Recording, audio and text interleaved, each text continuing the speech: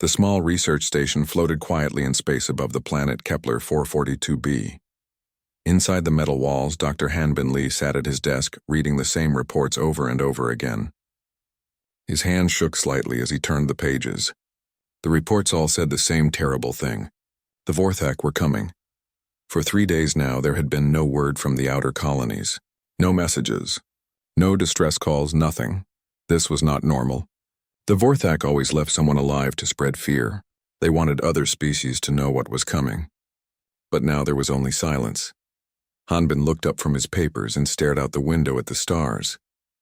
Somewhere out there, entire worlds were dying. The Vorthak moved from planet to planet like a plague. They ate everything alive.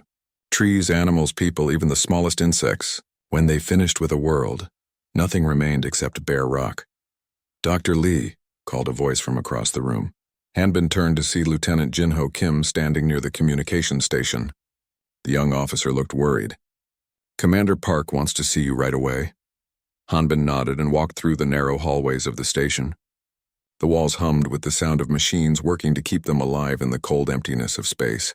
He found Commander Mion Park standing at the big window that looked out at the galaxy. She was a strong woman who had fought in many battles, but even she looked scared now. "The news is bad," she said without turning around. "We lost contact with Centauri 7 this morning." "That makes 15 colonies in just 1 month. Hanbin felt his stomach drop. Centauri 7 had 2 million people. Men, women, children who were just trying to live their lives. Now they were gone. All of them. "How long do we have?" he asked quietly. "Maybe 6 months before they reach the core worlds," Mion replied. "Maybe less if they keep moving this fast." Hanbin had spent his whole life studying alien creatures. He knew how they lived, how they hunted, how they survived. But the Vorthak were different from anything he had ever seen. They were not just animals following their instincts.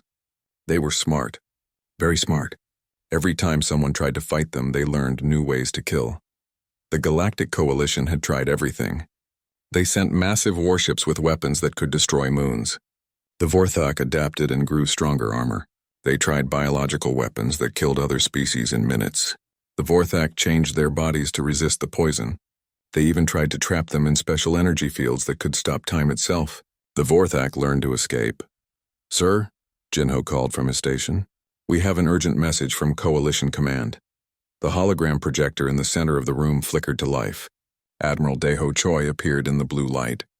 He was an old man who had been fighting wars for longer than Hanbin had been alive. His face looked tired and his eyes showed the weight of too many defeats. "Commander Park, Dr. Lee," the Admiral began. "I am authorizing Protocol 7. We need volunteers immediately." Hanbin felt the blood drain from his face. He had heard whispers about Protocol 7 in the hallways of research stations. It was a desperate plan that nobody thought would actually be used. The idea was simple but terrifying. They would send a human to live among young Vorthak during the time when they were still learning about the world. The theory was that Vorthak babies were not born knowing how to kill. They learned by copying what they saw around them. If they saw only other Vorthak, they became killers. But what if they saw something else? What if they saw a human? "Admiral," Hanbin started to say, "the computer models show that whoever goes will probably die." "Dr. Lee," the Admiral interrupted, "the computer models also show that if we do nothing, everyone will die. We have lost contact with the inner colonies too. The Vorthak are moving faster than we thought possible. This is our last chance." Hanbin looked at the star charts displayed on the wall. Red dots marked the worlds that had gone silent. There were so many red dots now. Soon there would be nothing left but red. "The transport ship will leave in 4 hours," Admiral Choi continued. "Dr. Lee, your knowledge of alien biology makes you the best choice for this mission. But I cannot order you to go. This has to be your decision." The hologram disappeared, leaving the room in heavy silence. Hanbin stared at the place where the Admiral had been standing. 4 hours. In 4 hours, he would have to decide whether to walk into the mouth of the galaxy's deadliest predator. "You don't have to do this," Mion said softly.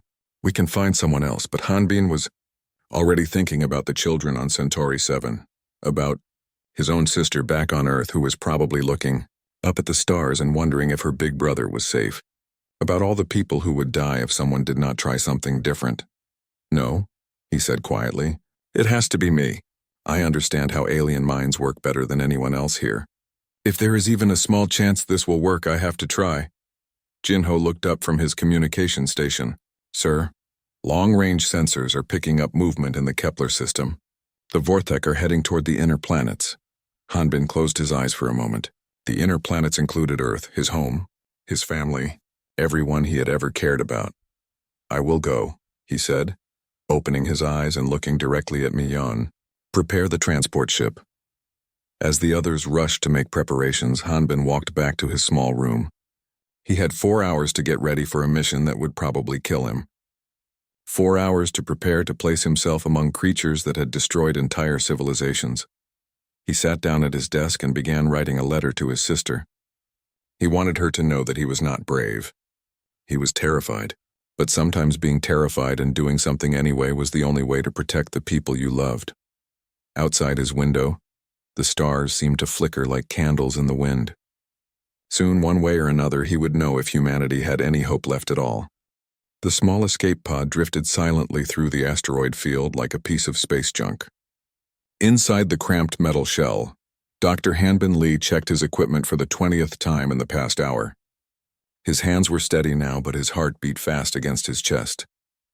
After 3 weeks of preparation, he was finally here, in the hunting ground of the galaxy's most dangerous predators. Through the thick glass window, he could see the twisted shapes growing on the largest asteroid ahead. The Vorthak nursery looked like a nightmare made real. Black towers spiraled up from the rocky surface like the bones of some giant dead creature. Strange lights pulsed inside the towers, casting eerie shadows across the asteroid field. This is Seeker 1 approaching the target zone, Hanbin whispered into his throat microphone. His voice would travel through hidden relay stations back to the Coalition fleet, waiting many light hours away. They were far enough that the Vorthak could not detect them, but close enough to receive his final reports. The preparation had been the worst part. For 3 weeks, Coalition scientists had filled his body with chemicals and tiny machines. The nanobots swimming in his blood would hide his human smell and make him seem like a young Vorthak to their senses. At least that was what the computer models predicted. Nobody really knew if it would work. Dr. Sanmi Park, the team's chemical expert, had explained it to him in simple terms. The Vorthak use smell and electrical signals to recognize their own kind, she had said.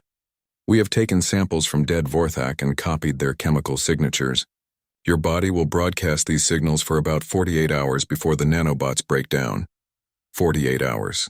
That was how long he had to complete his mission and get out alive. If the rescue ships did not find him by then, the chemical disguise would fail, and then he would just be human meat floating in space among the galaxy's hungriest monsters. A shadow passed over his pod, blocking out the distant stars. Hanbin looked up and felt his breath catch in his throat. A full-grown Vorthak was swimming through space above him, its massive body moving with the grace of a shark in water. The creature was even bigger than the reports had described. Larger than a Coalition battleship, with armor that looked like black crystal and claws that could tear through steel like paper. The alien predator stopped moving and turned toward his pod. Hanbin forced himself to breathe slowly and stay calm. The creature's huge eyes, each one bigger than his head, stared down at him through the glass. He could see intelligence in those eyes, cold, calculating intelligence that had outsmarted every trap the galaxy had set for it. For what felt like forever, the Vorthak studied his small ship. Its sensory tentacles reached out and touched the pod's hull, tasting the metal and searching for any sign of threat or food. Hanbin watched the creature's face, looking for any hint of what it was thinking. Then, impossibly, the Vorthak moved away. It had decided that his pod was not interesting enough to investigate further. The chemical disguise was working. Hanbin let out a long breath he had not realized he was holding. The first test was passed. Now came the hard part. His pod touched down on the asteroid's surface with a soft thump. Through the window, he could see the nursery towers up close. They were not built from metal or stone like human buildings. Instead, they seemed to be grown from some kind of living material that pulsed with its own heartbeat. Strange smells leaked through the pod's air filters, sweet rotting smells that made his stomach turn. Landing successful, he reported quietly. Beginning approach to the nursery structure. The pod's door hissed open and Hanbin stepped out onto the surface of humanity's worst nightmare. The asteroid's weak gravity made each step feel like he was floating. Around him, the towers reached up toward the stars like the fingers of buried giants. He could hear sounds coming from inside them. chittering calls and strange music that seemed almost beautiful if you could forget what creatures were making it. His suit's sensors guided him toward the nearest tower entrance. The opening was perfectly round and lined with what looked like teeth. But as he approached, the teeth retracted into the walls, allowing him to pass. The structure recognized him as belonging here. The disguise was still working. Inside the tower, Hanbin found himself in a tunnel that curved upward into darkness. The walls glowed with soft blue light that pulsed in rhythm with his heartbeat, or maybe his heart was beating in rhythm with the walls. It was hard to tell. As he climbed higher, the sounds grew louder. He could hear movement above him. Lots of movement.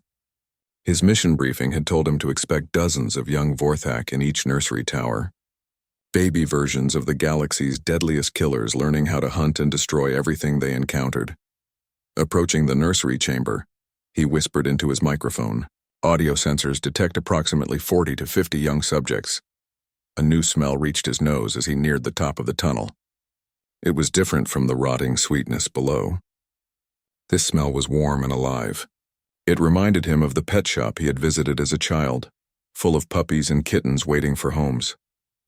The tunnel opened into a vast chamber that took his breath away.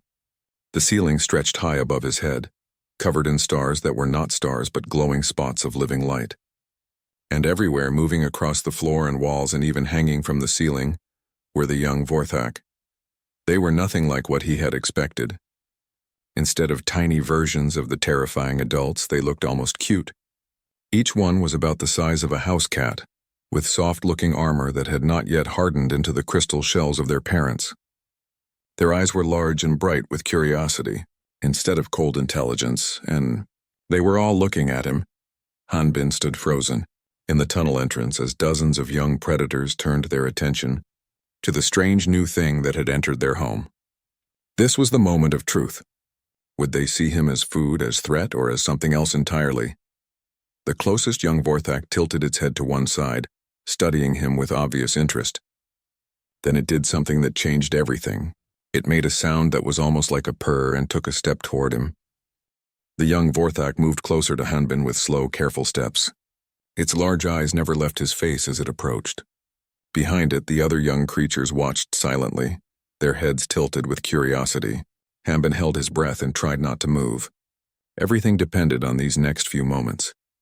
The small predator reached out with one of its claws and gently touched his leg. The touch was surprisingly soft, nothing like the razor-sharp weapons he had expected. The young Vorthak made that purring sound again and looked up at him with what could only be called a smile.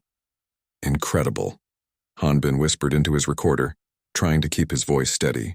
The young show no aggressive behavior at all. They seem to be genuinely curious about me.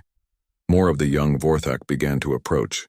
They moved with the grace of cats, their soft armor plates shifting colors from dark green to lighter shades as they got closer. One particularly brave youngster climbed up onto a nearby crystal formation to get a better look at him. Another began walking in circles around his feet, examining him from every angle. Hanbin slowly crouched down to their level. The movement caused several of the young creatures to step back, but they did not flee. Instead, they watched him with even greater interest. One of them, smaller than the others, approached his outstretched hand and sniffed carefully. Then it did something amazing. It rubbed its head against his palm like a friendly cat. They are not born killers, Hanbin said quietly into his recorder. They are born learners.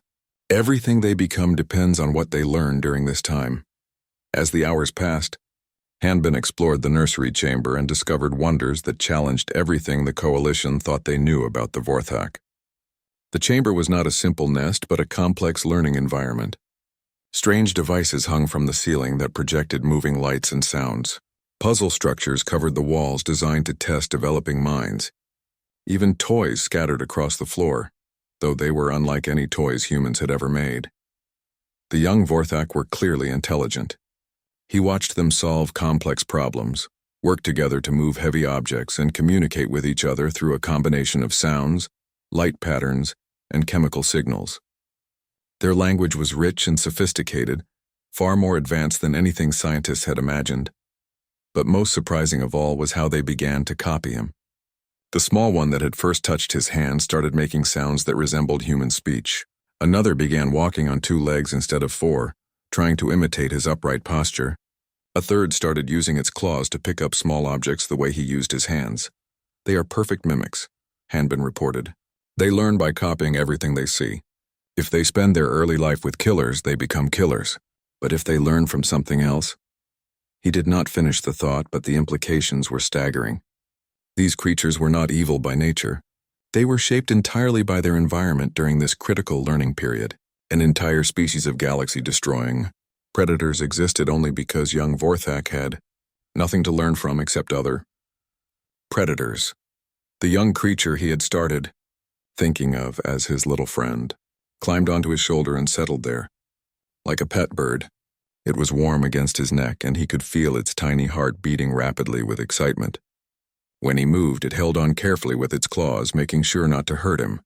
"Hello, little one," he said softly. The creature's eyes brightened, and it made a sound that was clearly an attempt to copy his greeting. "Hello," it said in a tiny voice. "Hello, hello." Hanbin felt tears come to his eyes. This small creature, born from a species that had destroyed countless worlds, was learning to speak human words. It was learning to be something other than a killer. As he explored deeper into the nursery, he made a disturbing discovery. The walls of the lower chambers were decorated with objects taken from destroyed worlds. Art, jewelry, tools, and weapons from dozens of different species were arranged like trophies. Among them, he recognized items from human colonies that had been destroyed just weeks ago. The sight reminded him of what these creatures would become if nothing changed. The young Vorthak playing around his feet would grow up to be world killers like their parents. They would spread across the galaxy, consuming everything in their path unless someone found a way to break the cycle. But he was finding a way. Every minute he spent with the young creatures, they learned something new from him. They learned that strangers could be friends instead of food. They learned that problems could be solved with thinking instead of violence. They learned that there were other ways to live besides endless hunger. An adult Vorthak appeared at the chamber entrance. This one was smaller than the giant he had seen outside, but still massive compared to him. Hanbin tensed, ready to run or fight or do whatever he could to protect the young creatures who had accepted him. But the adult did not attack. Instead, it watched him with what seemed like approval. It observed how gently he interacted with the young ones, how carefully he avoided frightening them. After several long minutes, it made a low rumbling sound that the young creatures seemed to understand as permission to continue their play. "The adults are not interfering," Hanbin reported quietly. "They seem to accept my presence as beneficial to the young." The adult Vorthak moved closer, its massive head lowering until it was at his eye level. For a moment, predator and human stared at each other across the vast gap between their species. Then the creature did something unexpected. It made a sound that was clearly an attempt to imitate human speech. "Hello," it said in a voice like grinding stone. The adult was learning too. Just like its young, it was copying the behaviors it observed. If the pattern continued, this entire nursery community might develop along completely different lines than any Vorthak colony in history. Hanbin smiled and reached out slowly to touch the creature's massive head. "Hello to you too, big friend. Hello to you too." By the second day in the nursery, Hanbin had become part of the young Vorthak family. The small creature that rode on his shoulder had learned to say his name, though it came out as Hanbin in her tiny voice. He had started thinking of her as Sujin, after his little sister back home on Earth. The name seemed to fit her curious and playful nature. Sujin followed him everywhere as he explored the vast nursery complex. She would point at things with her small claws and make questioning sounds, clearly asking him to teach her new words.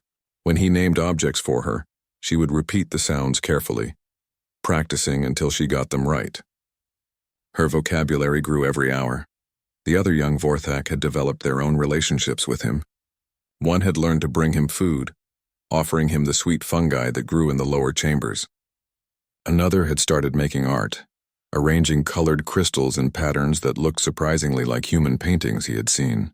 A third had begun using tools the way humans did, holding objects carefully between its claws instead of just grabbing them. "The changes are remarkable," Hanbin said into his recorder during a quiet moment.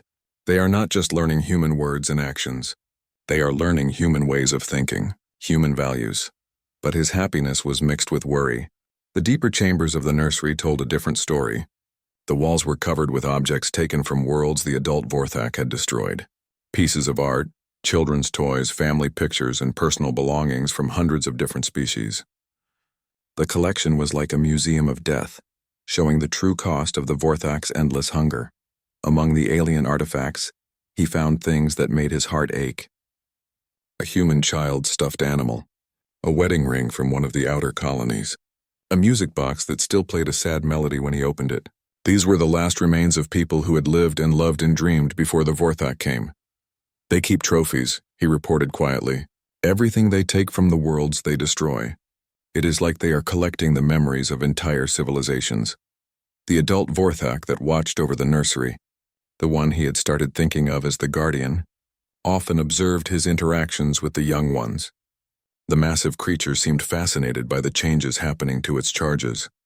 Sometimes Hanbin caught it trying to copy human behaviors too, moving its huge claws in careful patterns as it watched him use his hands. The guardian had learned several human words by listening to his lessons with the young ones. It would practice saying them in its deep, grinding voice when it thought no one was listening. "Good," it would rumble. "Friend. Safe." The words sounded strange coming from a creature that could destroy battleships, but there was something touching about its efforts to learn.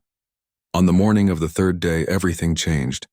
Sujin was sitting on his shoulder, chattering happily in her mixture of human words and Vorthak sounds, when she suddenly went very still. Her small body tensed and her bioluminescent patches began flashing in rapid patterns he had never seen before.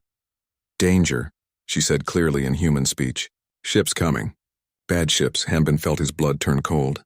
The rescue mission was supposed to arrive today, but Sujin had learned enough human concepts to understand the difference between friends and enemies.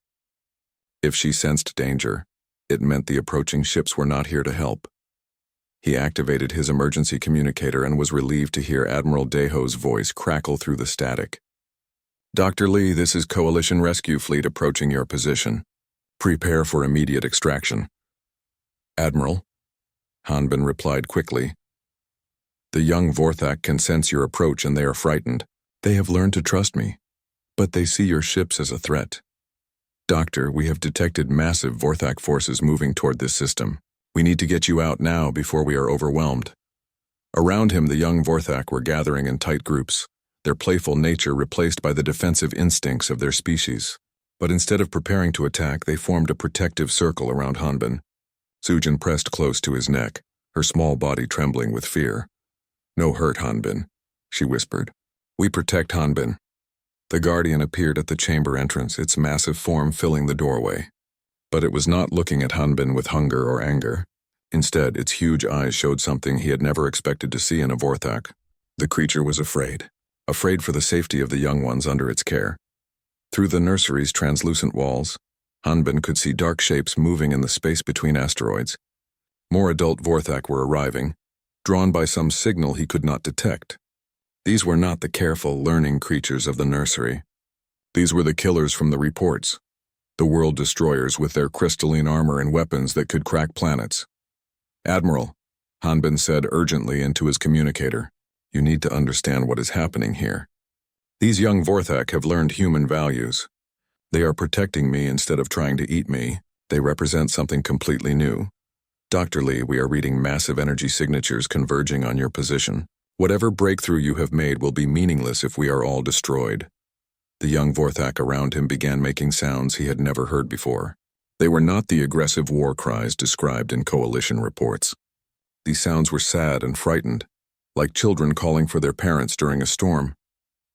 Sujin climbed down from his shoulder and stood in front of him, her small form facing the chamber entrance where the guardian waited. Other young creatures joined her, creating a barrier between Hanbin and any possible threat. They were ready to protect him with their lives. "They have learned to love," Hanbin said softly into his communicator. "Admiral, these creatures have learned to love." The guardian moved closer, its massive head lowering until it was near Hanbin's face. In its grinding voice, it spoke words that changed everything. "Protect small human," it said clearly. "Small human teach peace. We learn peace way." Outside the nursery, the first energy weapons began to fire as coalition ships encountered the approaching Vorthak forces. The battle for the future of the galaxy had begun, and at its center stood a human scientist surrounded by young predators who had learned that some things were worth protecting. The nursery chamber shook as explosions lit up the space outside. Through the transparent walls, Hanbin watched coalition ships fire their weapons at the approaching Vorthak warriors. The adult predators moved through space like living nightmares, their crystalline armor reflecting the weapon fire as they adapted to each new attack. But inside the nursery, something unprecedented was happening. The young Vorthak had formed a tight protective formation around Hanbin, their small bodies glowing with colors he had never seen before. Instead of the harsh reds and whites of aggression that adult Vorthak displayed, these youngsters showed soft blues and greens that seemed to pulse with peaceful intentions. Sujin pressed against his leg, her tiny voice calling out words in perfect human speech. "Hanbin safe. We make Hanbin safe. No hurt Hanbin." The other young creatures echoed her calls, their voices creating a chorus that filled the chamber. "Safe, safe, safe," they chanted in their small voices, each one struggling with the human words but determined to communicate their intentions. The Guardian watched this display with what could only be described as wonder.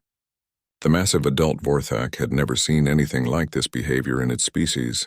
Young Vorthak were supposed to learn hunting and killing. They were not supposed to learn protection and sacrifice. More explosions shook the nursery as the battle outside grew more intense. Through his communicator, Hanbin could hear Admiral Deho shouting orders to the coalition fleet. "All ships concentrate fire on the large ones. Do not let them reach the nursery." But the adult Vorthak outside were unlike anything the coalition had faced before. These warriors moved with coordinated precision, sharing information instantly through their biological networks. Every weapon the humans used, every tactic they tried was analyzed and countered within minutes. "Admiral," Hanbin called into his communicator, "you have to stop the attack. The young ones here are different. They can change everything. Dr. Lee, we have lost 3 destroyers already. We cannot hold this position much longer." The Guardian suddenly moved toward Hanbin, its massive form causing the young creatures to scatter briefly before reforming their protective circle. But the adult was not threatening. Instead, it was trying to communicate, its voice rumbling with effort as it spoke in broken human words. "Small ones different now," the Guardian said slowly, each word a struggle. "Learn human way, not consume. Protect instead." Hanbin stared up at the enormous predator in amazement. The creature was not just learning human speech. It was learning human concepts. The idea of protection instead of destruction. Care instead of consumption. "You understand," Hanbin said softly. "You understand what they have become." The Guardian nodded its massive head. "Yes, understand. Young ones learn new way. Learn peace way, not kill way." Outside the nursery, the battle continued to rage. But something strange was happening. Some of the adult Vorthak warriors had stopped fighting. They floated motionless in space, their weapon systems powered down as if they were listening to something the humans could not hear. "Admiral," came a confused voice over the communication channel. "Some of the Vorthak have ceased their attack. They are just watching us." The Guardian's eyes began to glow with the same soft blue light as the young ones. It was communicating with the warriors outside, sharing something through the biological networks that connected all Vorthak. Information was flowing between them at the speed of thought. "What are you telling them?" Hanbin asked. "Tell them about small human," the Guardian replied. "Tell them young ones learn different way. Show them new path." Through the nursery walls, Hanbin could see the warriors outside beginning to change. Their aggressive postures softened slightly. Their weapon systems remained offline.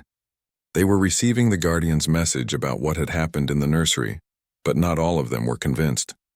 A group of the largest warriors continued their attack on the coalition ships, their programming too deeply ingrained to accept this new information. These were the oldest and most experienced killers, creatures who had destroyed hundreds of worlds. They could not comprehend the concept of change. "Some cannot learn," the Guardian said sadly. "Too old, too much killing. But others can learn. Others want to learn." The young Vorthak around Hanbin began making new sounds. Not the frightened calls from before, but something that sounded almost like singing. Their voices blended together in harmonies that seemed to reach through space itself, calling to the warriors outside. They are singing to them, Hanbin realized. They are trying to teach them. Sujin climbed back onto his shoulder, her small form trembling with effort as she added her voice to the chorus. "Sing peace song," she explained to him in her tiny voice. "Teach big ones peace way." More of the adult warriors stopped fighting. The young voices seemed to be reaching something deep inside them, awakening memories of their own youth when they too had been capable of learning new ways. The biological networks that had once spread only destruction were now carrying messages of hope. Admiral Deho's voice crackled through the communicator, filled with disbelief. "Dr. Lee, what is happening out here? Half the Vorthak fleet has powered down their weapons." "They are learning, Admiral," Hanbin replied, watching as the Guardian gently touched one of the young creatures with its massive claw. "The young ones are teaching them that there is another way to live." But even as hope began to grow, new contacts appeared on the sensors. More Vorthak fleets were approaching from distant systems drawn by the battle signals. These would be older, more set in their ways. They would not be as easily convinced. "Admiral," Hanbin said urgently, "we need to protect this nursery. What is happening here could spread to other colonies. This could be the beginning of peace instead of war." The Guardian looked down at him with its huge eyes.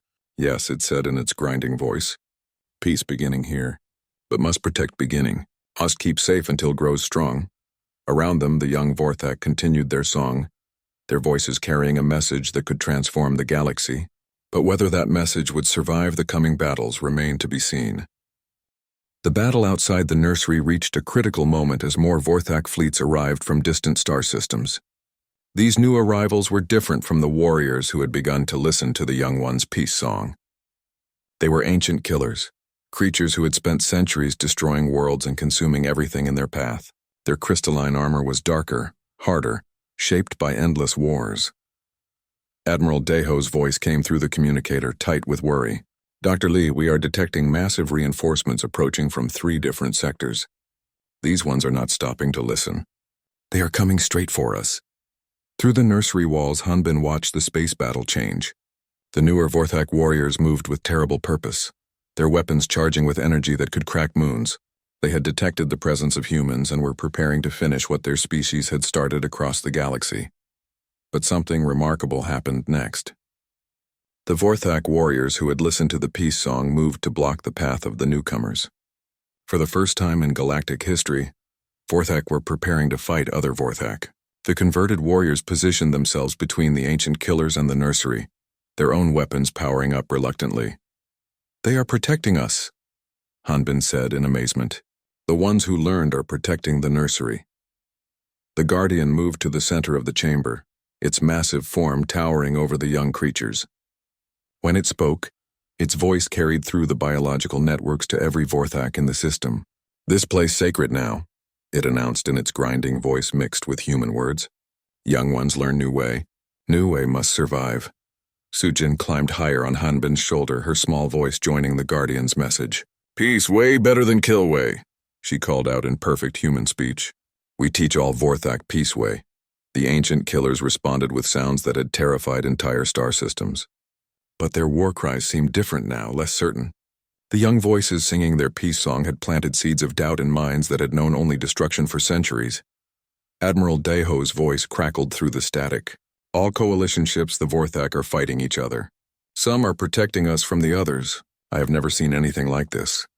The first exchange of fire between Vorthak factions lit up space with energies that made the coalition weapons look like toys. Crystalline armor met crystalline weapons in battles that had never been fought before, brothers fighting brothers over the future of their species.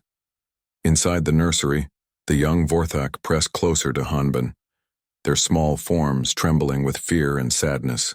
They could sense what was happening outside through their developing biological networks. Members of their own species were dying because of the changes they had learned. "Hanbin," Sujin whispered, her tiny voice heavy with worry. "Big ones hurt each other because of us. Is learning peace way wrong thing?" Hanbin felt his heart break at the question. He knelt down so he was at eye level with all the young creatures. "No, little one," he said gently. "Learning peace is never wrong. Sometimes good things are hard to protect, but that does not make them wrong." The Guardian lowered its massive head until it was close to the group. "Small human speaks truth," it said in its improved human speech. "Peace way is right way, but old ways fight hard against new ways. Always been so." More explosions shook the nursery as the battle outside grew more intense. Through the communications channel, Hanbin could hear reports from coalition ships. Some of the converted Vorthak were taking heavy damage trying to protect the nursery. Ancient killers had weapons and experience that the newly peaceful warriors could not match. "Admiral," Hanbin called urgently, "the Vorthak who are protecting us need help. If they fall, everything we have accomplished here will be lost. Dr. Lee, we are doing everything we can, but our weapons are not effective against their armor." That was when the young Vorthak made a decision that changed the course of galactic history. Led by Sujin, they began moving toward the chamber walls, their small forms glowing brighter than Hanbin had ever seen them. They were preparing to use their biological networks not to receive information, but to send it. "What are you doing?" Hanbin asked, though he was beginning to understand. "We sing to all Vorthak everywhere," Sujin explained, her voice filled with determination. "Show them what we learned. Show them Peace Way. Show them Love Way." The young creatures pressed their small bodies against the nursery walls, their bioluminescent patches blazing with light. Through the vast biological networks that connected their species across the galaxy, they began broadcasting something that had never been transmitted before. Messages of peace, protection, and love learned from a single human who had showed them another way to live. "My God," Admiral Deho's voice came through the communicator. "We are receiving reports from across the galaxy. Vorthak forces everywhere are stopping their attacks. Something is happening to their entire species." The ancient killers outside the nursery suddenly stopped firing. Their weapons powered down as messages from thousands of young Vorthak reached their minds. Nurseries across the galaxy were singing the same song, sharing the same lessons. The biological networks that had once spread only destruction were now carrying hope to every corner of Vorthak space. One by one, the ancient warriors began to change. Their dark armor lightened to softer colors. Their aggressive postures relaxed. Minds that had known only hunger for centuries were learning about satisfaction, protection, and care. The Guardian watched this transformation with something that looked like tears in its huge eyes. "Young ones, save us all," it said softly. "Save us from ourselves." Hanbin stood in the center of the nursery chamber, surrounded by young Vorthak, who had learned to love instead of destroy. Through the walls, he could see ancient predators discovering peace for the first time in their lives. The galaxy's deadliest species was becoming its newest protectors, all because humanity had shared its greatest gift. "Sujin," he said to the small creature on his shoulder, "you and your friends just saved the galaxy." She nuzzled against his cheek with her soft head. "No, Hanbin father," she replied. "You saved us. You taught us that there is more to life than being hungry. You taught us to be full. Outside, where once there had been only the darkness of endless war, now there was light.